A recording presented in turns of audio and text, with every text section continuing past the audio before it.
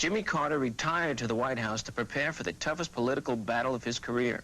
But meanwhile, brother Billy Carter was preparing for his own battle. A Senate committee was set up to investigate Billy and his reported ties with the government of Libya. The media christened it Billygate, and for the first time, Billy refused to play the fool. Mr. Chairman, I hope this testimony will show in common sense fashion that Billy Carter is not a buffoon, a boob, or a wacko, as some public figures have so described him. Billy Carter, the harmless clown of the 70s, was now made to appear as an enemy of the state, a beer-swilling foreign agent, certainly not your good old boy next door. Baby, look at me and tell me what you see. You ain't seen the best of me yet. Give me time, I'll make you forget the rest. Libyan policy was to subvert everything the President of the United States was doing to free the hostages throughout this period of time. And during this period of time, you were still in negotiation with Libya for money. Is that true? I was in negotiation with Libya, yes, that is true. I guess that business venture was not a success then. I wish I could name one of my business events that was a success, Senator. The Libya affair allegedly left Billy broke, but not broken. The Senate issued their own conclusions, waxing indignant over his conduct. However, Billy walked away from it relatively intact. The winning campaign began in February in New Hampshire. But in a sense, Ronald Reagan had been on the campaign trail all his life. From publicizing his own B-movies in the 40s to stumping for Barry Goldwater in '64, running for governor twice, running for the presidency 3 times, Reagan never let up. His opponents tried one unsuccessful gambit after another. They said he was too old. Who would want a senile man in the White House? Yes, sir. Told my doctor to hold nothing back, make it plain. He says that I'm... Well, I'll tell you, he scared the devil out of me because he told me I was sound as a dollar. During the primary season, Nancy Reagan found that stepping into presidential politics was not always that easy. And at the Republican convention, it didn't work out to have Gerald Ford as vice president, but his presence was felt anyway.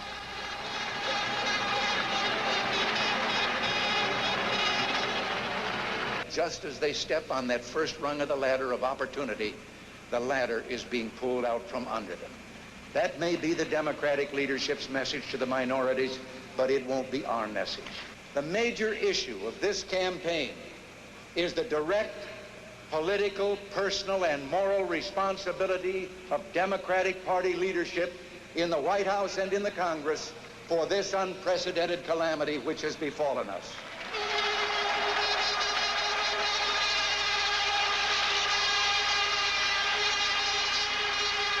In each area, in foreign policy, in energy, and in the economy, there are no easy answers.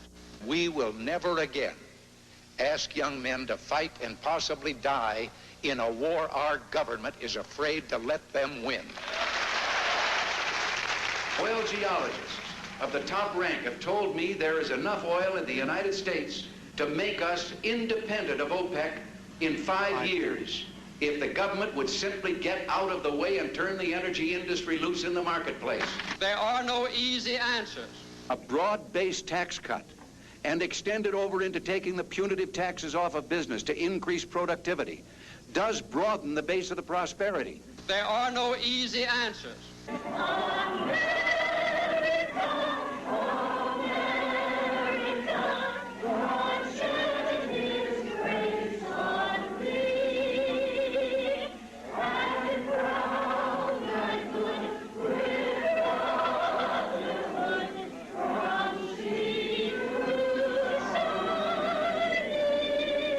Finally, Jimmy Carter was wrong. America had found an easy answer: Ronald Reagan.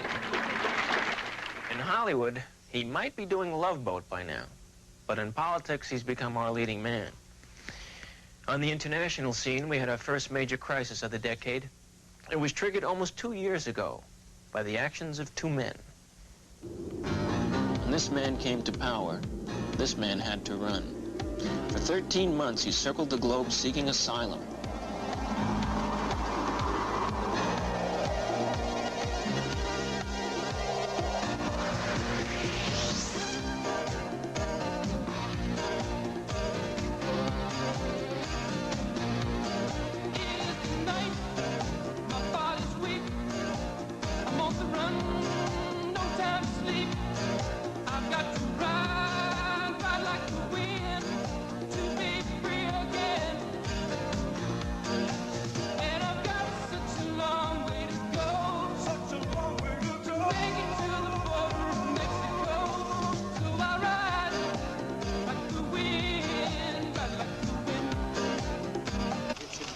Paris. Do you expect to settle permanently here, sir? We are visiting.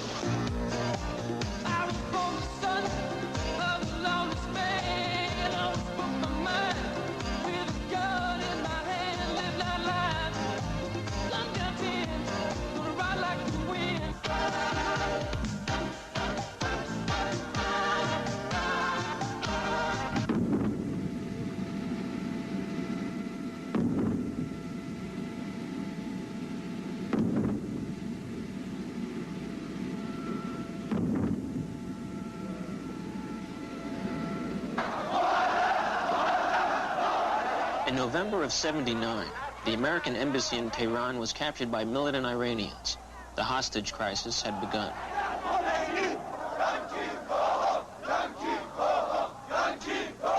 If America doesn't answer our question, doesn't answer to our demand, we will never release the hostages and we will never release the embassy.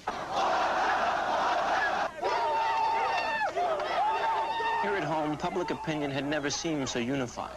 Somehow we felt that each of us as individuals was being held for ransom.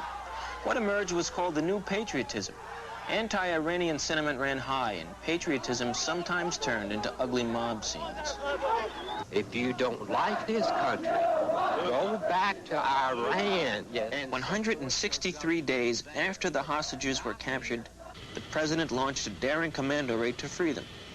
Tragically, mechanical problems aborted the mission, leaving 8 American servicemen dead. In July, one of the hostages came home, Richard Queen, sick but safe. He was released from Tehran and flown to a hospital in Zurich, Switzerland for medical attention.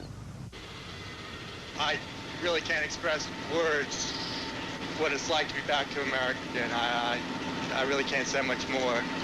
I just wish that there were 52 more with me. You had some really fine people there. You had the bulk of them neither here nor there, and you had a few real SOBs.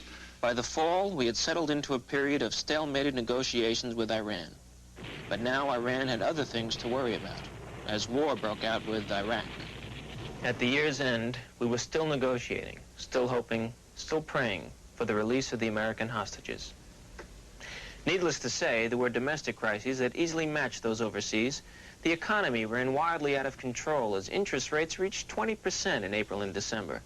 And something more dangerous was running out of control: chemical dumping. At Love Canal, we learned about a deadly cancer-causing agent, the federal government. We know that we are dying, literally dying from benzene. We're getting cancers from all these other compounds. Now you talk about nerve gas, there's just no way away from it. There's a tremendous amount of problem with toxic waste management by the Department of Defense all over the country. It was Army vehicles that we seen at that particular time. It was Army personnel that were there. And we were sitting on top of the hill. And what we did was we looked down and watched them bury this stuff. We went over and we looked. And sure enough, there was with the gas mask on. My sight isn't that bad. I can tell the difference in Army and civilian. In the attempt to tie the federal government directly to the deplorable conditions that do exist at Love Canal, a rather blatant attempt to broaden the burden of financial responsibility. The government offered financial aid to the residents of Love Canal, but for many of them stricken with cancer from haphazard chemical dumping, it was a gesture that came too late.